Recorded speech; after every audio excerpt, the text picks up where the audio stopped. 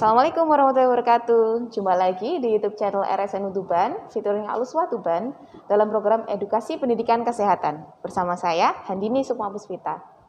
Sobat RSNU dan ayah bunda sekalian, hari ini kita akan membahas seputar kesehatan mata. Saya akan ditemani oleh Dr. Irma Kholidah, spesialis mata, salah satu dokter mata di RSNU Tuban. Selamat siang, dokter. Selamat siang. Oke, topik yang kita bahas hari ini adalah pentingnya menjaga kesehatan mata di era digital. Tapi sebelumnya jangan lupa like, komen, dan subscribe link di bawah ini.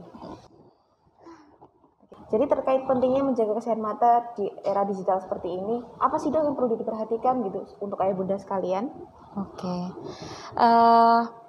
Ya sebenarnya itu juga menjadi alasan utama saya ya, kenapa saya mengangkat kita mengangkat materi ini.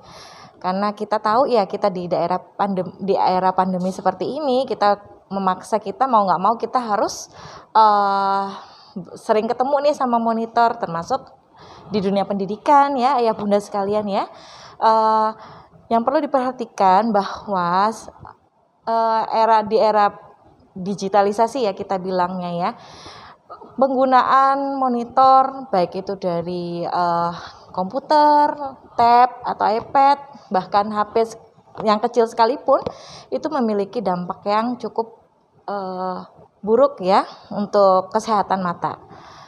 Di antaranya banyak sekali ya, contohnya kelelahan pada mata, kemudian pada anak-anak yang sudah, saya mengkhususkan untuk anak-anak ya bunda sekalian ya, terutama anak-anak yang sudah awalnya memang sudah berkacamata tuh akan cepat sekali dia penambahan ukuran kacamatanya.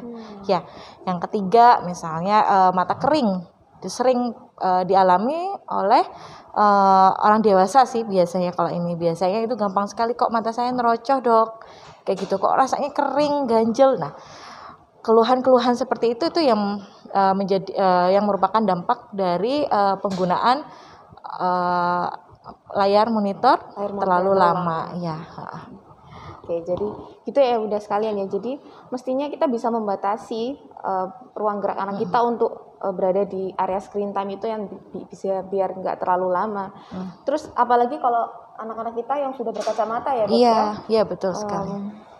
Gini deh, kadang muncul pertanyaan, kapan sih kita sebagai orang tua itu harus mulai memeriksakan kesehatan mata anak-anak kita ke dokter mata? Oke, sebenarnya kesehatan mata ayah bunda sekalian itu perlu dilakukan kita untuk memeriksakan anak kita meskipun tanpa ada keluhan Mbak Dini. Misalnya tiap usia berapa sih dok? 6 bulan. Ya, usia 6 bulan, usia 3 tahun, atau mau masuk sekolah itu usia 5 tahun. Itu sudah mulai kita kita sarankan untuk dilakukan pemeriksaan ke dokter mata ya. Apalagi kalau tanpa ada keluhan nih dok, tapi ayah sama bunda di rumah salah satunya berkacamata, hati-hati, itu bisa menurunkan kelainan refraksi ya, kita bilangnya mata minus, mata silinder, atau rabun dekat ya, itu bisa dialami atau bisa diturunkan ke anak-anak kita. Nah itu perlu tuh, udah mulai harus cek kayak gitu ke dokter mata gitu. Jadi meskipun baru umur 6 bulan pun sudah bisa ya dok ya? Iya bisa, sangat bisa. Meskipun tanpa keluhan ya? Tanpa keluhan juga bisa. Nah, jadi dari nanti dokter akan melakukan beberapa pemeriksaan visus atau tajam penglihatan ayah bunda sekalian atau sahabat RSNU untuk dicek penglihatannya ya. Pastinya tidak bisa si bayi usia 6 bulan ini kan nggak bisa ngomong ya. Pastinya kita pemeriksaan yang akan dilakukan dari dokternya. Biasanya nanti ada kok, mulai dari pakai cahaya, mengikuti objek yang berwarna dan lain sebagainya. Itu bisa kita nilai. Yang ditakutkan Mbak Dini, kalau untuk anak-anak ini ya, sekarang tuh cukup banyak ya yang datang ke poli kita. Rata-rata pasien itu atau anak-anak sekolah itu menderita mata malas atau ambliopia bahasa kedokterannya ya. Nah, padahal mata malas itu ada yang penyebabnya bisa ada yang kita obati, ada yang sampai operatif dan lain sebagainya. Nah, untuk biar tidak semakin jelek ya kondisinya, atau penyakit mata malasnya itu. Nah, itu pentingnya deteksi dini ke dokter mata. Oke. Kayak gitu. Oke, selanjutnya nih Dok, kalau misalkan kita sudah selesai memeriksakan putra-putra kita ke dokter mata, kemudian selanjutnya apakah ada tips-tips lagi nih untuk misalkan selain mengurangi screen time-nya anak-anak kita, apakah ada lagi nih biar kesehatan mata anak kita tuh benar-benar optimal, terjaga gitu, optimal gitu. Iya. Pertama, seperti yang saya sampaikan, itu kita penting ayah bunda sekalian atau sobat RSNU memeriksakan mata kita. Yang pertama kita harus tahu dulu nih status penglihatan kita tuh bagaimana sih sebenarnya? Perlu nggak kita berkacamata dan lain sebagainya. Ya, yang kedua, gizi ini harus optimal. Salah satunya vitamin A ya. Kita tahu vitamin A bagus sekali untuk kesehatan mata. Boleh ditambah dengan vitamin yang lain, gak ada masalah. Boleh ya. Bisa dari wortel atau buah-buahan, sayur yang lain-lain. Bahkan suplemen juga boleh kayak gitu. Kemudian kalau udah tahu nih status penglihatan kita ya, artinya butuh kacamata. Nah, ini harus diikuti. Kalau misalnya anak-anak usia pertumbuhan, biasanya kalau tanpa gejala mata malas ya yang tadi saya sampaikan atau ambliopia, minimal itu 3 bulan sekali. 3 bulan sekali kita harus cek lagi loh. Mesti ganti nggak Dok kacamatanya kalau tiap 3 bulan tuh? Nggak mesti ganti ya, kita ikuti nanti. Dilihat naiknya berapa nih Dok, dari -1 3 bulan lagi -1,5 atau dan lain sebagainya. Nah kalau yang seperti itu ya mau nggak mau diganti. Karena Mbak Dini, ayah bunda sekalian dan sobat RSNU di luar sana, penglihatan kita pada anak-anak usia pertumbuhan ya 0 sampai 17 tahun itu sangat fluktuatif ya, bisa progresif naiknya ya. Kenapa? Karena badan kita tuh, badan anak-anak itu kan bertumbuh ya Mbak Dini ya, berserta bola mata kita bersama komponen refraksi di dalam bola mata kita itu juga berubah. Nah, pastinya nanti akan diikuti itu, makanya itu harus dicek. Bisa yang tetap Dok, bisa ada nggak Dok? Ada, banyak aja yang kayaknya udah dari setahun, tapi dia cuma 1/4 aja Dok, ya bisa aja. Makanya itu harus dicek terus. Itu yang pertama. Yang kedua ya batasi screen time-nya ya. Screen time-nya ya nggak boleh lama-lama.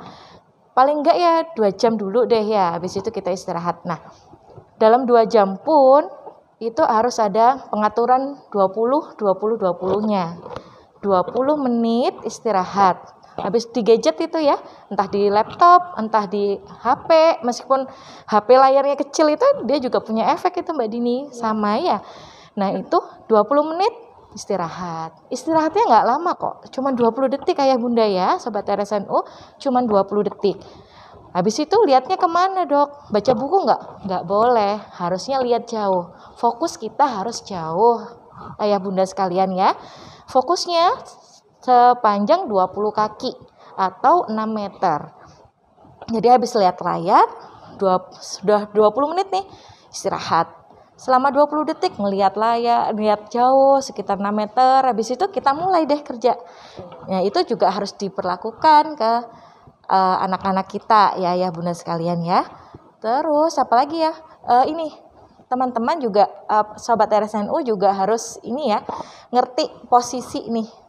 Posisi kita kalau di depan layar tuh Mbak Dini, kadang-kadang kalau tentunya ya kalau HP misalnya kecil ya, kita ngelihatnya gini ya, ini kurang baik karena apalagi dalam jangka waktu yang cukup lama. Kenapa? Karena wajah kita tidak sejajar sama layar kita.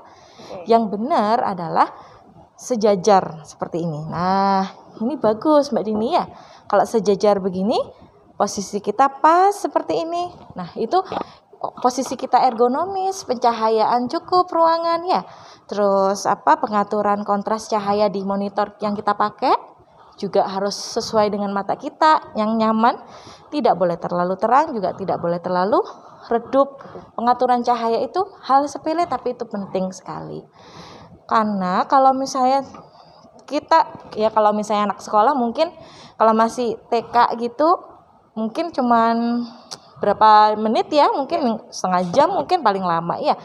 Tapi kalau udah lebih lama dari itu, seperti orang kerja kantoran dan lain sebagainya, pastinya kalau kita lebih dari 2 jam menggunakan gini, pasti itu akan banyak keluhan yang akan dialami, yaitu tadi kelelahan ya, atau mata kering. Yang tadi saya bilang, kalau mata kering ini ya, mata kering ini contohnya nih, kalau misalnya salah satu keluhannya ya, ayah bunda sekalian, biasanya mama saya kok mataku tiba-tiba belerek nih, kok tiba-tiba nerocok keluar airnya ya bunda, kayak gitu. Nah itu tandanya sudah mulai mata kering ya. Karena salah satu juga nih, ini penting sekali, kalau kita kelamaan depan laptop atau depan layar itu, frekuensi berkedip kita jadi berkurang. Karena kita fokus ya dok ya. Kita fokus sesuatu. Kita jarang berkedip, padahal orang dewasa nih 10-15 kali per menitnya untuk berkedip gitu. Kalau kita lagi ya ngobrol gitu ya, kita kan secara nggak sadar kita tuh berkedip. Kalau kita depan layar tuh, wah apalagi kita udah fokus ya, lihat terus gitu, jarang berkedip. Padahal kalau berkedip itu, nah kita dengan mata kita berkedip ini, dia akan membasahi permukaan bola mata kita, dan itu untuk menjaga kelembapan bola mata kita gitu. Jadi memang pandemi ini membuat kita harus, ayah bunda terutama ya, harus semakin bijaksana dan semakin cerdas kali ya. Semakin peka juga semakin ya, peka, semakin cerdas, semakin bijaksana kayak gitu. Oke. Tapi itu kayaknya nggak cuma berlaku untuk anak-anak kita juga ya Bunda, sobat-sobat RSNU juga nih yang sudah mungkin kesibukannya sudah di tempat kerja, Iya, yang apalagi yang sudah berkacamata ya, Iya, harus lebih iya, rutin betul. untuk memeriksakan ukuran kacamatanya dan check up ke dokter mata. Gitu Iya, ya, Dok, ya? iya betul. Terus gini dok, kadang muncul pertanyaan untuk sobat RSNU dan mungkin ayah bunda, putra-putra kita juga yang sudah berkacamata nih.